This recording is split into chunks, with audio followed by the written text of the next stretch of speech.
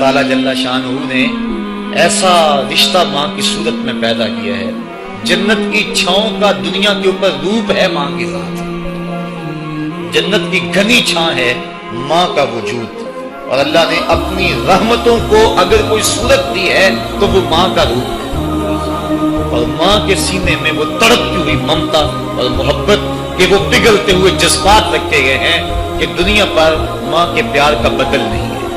میں کہا کرتا ہوں آج کوئی شے بھی خریدنے نکلیں تو آپ وثوق سے نہیں کہہ سکتے یہ خالص ہے، ہر شے 2 نمبر دستیاب ہے، ہر شے میں ملاوٹ ہے، لیکن ایک چیز آج بھی ملاوٹ سے پاک ہے اور وہ ماں کا پیار ہے۔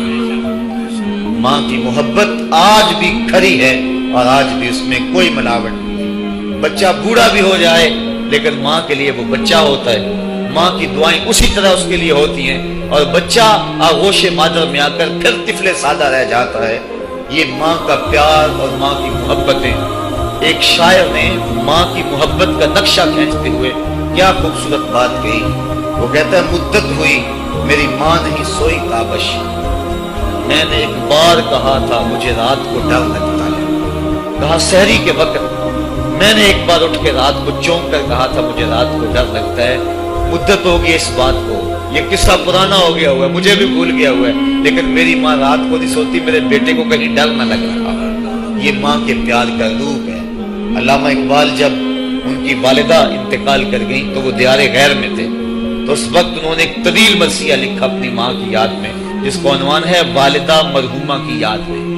اس کے اندر لکھتے ہیں آہ اب وطن میں ہوگا کس کو میرا انتظار، آہ وطن میں ہوگا اب کس کو میرا انتظار، کون میرا خط نہ آنے سے رہے گا بے قرار، آرزو لے کر تیری خاک مرکت پہ آؤں گا، اب دعائے نیم شب میں کس کو میں یاد آؤں گا، کون پچھلے پیر اٹھ کے دعا کرے۔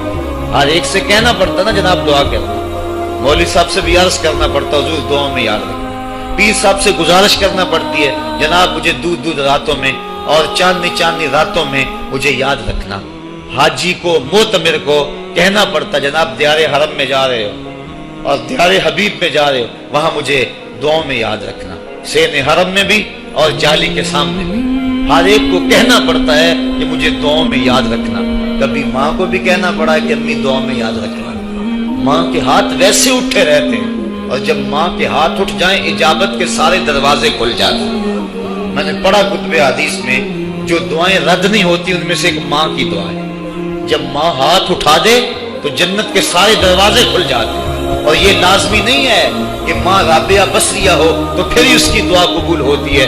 اپلے تھاپتی ہوئی ماں اور لیپا پوتی کرتی ہوئی ماں جو ہے وہ مٹی سے بھرے ہوئے ہاتھ اٹھا دے تو اللہ ان ہاتھوں کو بھی خالی نہیں بولتا۔ ماں جب بولتی ہے تو اس کے لہجے میں جبریل بولتا ہے، ماں جب مسکراتی ہے لگتا ہے جنت کی ساری کلیاں کھل اٹھی ہیں۔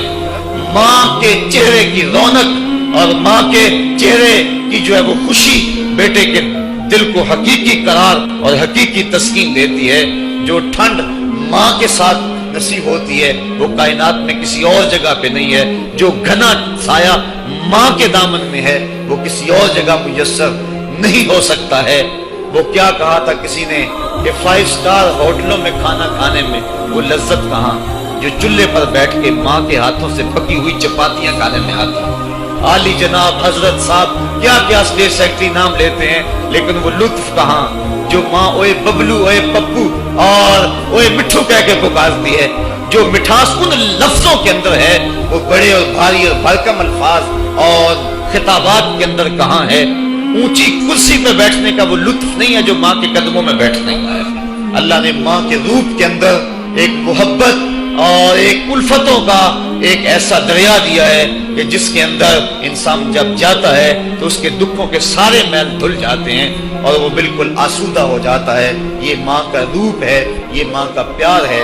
تو ماں کا بچھڑ جانا، اس دنیا سے چلے جانا، یہ ایسے ہی ہوتا ہے جس طرح کوئی بندہ گھنے سائے میں کھڑا ہو تو اچانک اس کو دھوپ میں کھڑا کر دیا جائے، پھر اسے پتا چلتا ہے کہ کتنا گھنا سایہ تھا۔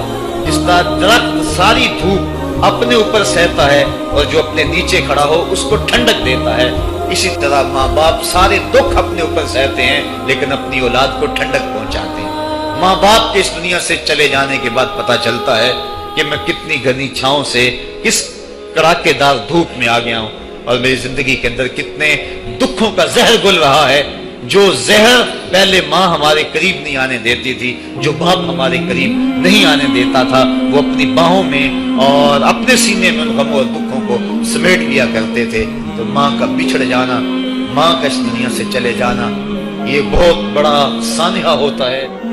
ساری زندگی انسان ماں کی خدمت کرتا رہے تو بتاؤ ماں کی خدمتوں کا بدلہ دے سکتا ہے؟ ماں کے پیار کا صلہ دے سکتا ہے؟ عرض کی گئی کہ میں اپنی ماں کو اپنے کندھوں پہ اٹھا کر کے حج کروایا ہے اور سائی اور کعبۃ اللہ کا طواف کرایا ہے، اور حالت یہ تھی کہ اگر چٹان کے اوپر گوشت کا ایک ٹکڑا ڈال دیا جاتا تو وہ بھی بھن کے کباب بن جاتا، اتنی گرمی کی شدت تھی۔ کیا میری ماں نے میری جو خدمت کی، میری کفالت کی، مجھے دودھ پلایا، مجھے جنم دیا، تو میں نے کیا ماں کی خدمتوں کا صلہ دے دیا ہے؟ تو جواب آیا، تو نے ابھی اس کی ایک مسکراہٹ کا بدلہ بھی نہیں دیا۔ ماں جب ہنس کے دیکھتی ہے تو جنت کی ساری کلیاں کھل اٹھتی، اور بیٹے کی زندگی ماں کے اس ہنسنے سے جو ہے وہ عبادت ہوتی ہے۔ بیٹے کے لیے ماں کے جو جذبات ہیں، ماں کی جو کہانیاں ہیں، ماں کے سینے میں جو درد کے امٹتی ہوئی ایک کائنات ہے، اس کا کوئی بدل نہیں ہو سکتا۔ ساری زندگی ایک ٹانگ پہ کھڑا ہو کے بندہ ماں کی خدمت کرتا رہے پھر بھی حق ادا نہیں ہو۔ ماں ماں ہوتی ہے، اللہ تعالیٰ جل شانہ نے اس کو وہ درجے عطا فرمائے۔ بیٹے کے ساتھ جو پیار ماں کرتی ہے بھلا کوئی کر سکتا ہے؟ کوئی اتنی محبت دے سکتا ہے جتنی ماں محبت دیتی ہے؟ ساری زندگی بھی انسان ان محبتوں کا بدل دینا چاہے تو نہیں دے سکتا، چونکہ ماں کے پیار کا کنارہ ہی کوئی نہیں۔ ماں کی محبت کی گہرائی اور گہرائی کو کوئی ناپ ہی نہیں سکتا۔ سمندر کے پاتال تک تو شاید کوئی پہنچ گیا ہو، لیکن ماں کے پیار کا کنارہ آج تک کسی کو نہیں ملا۔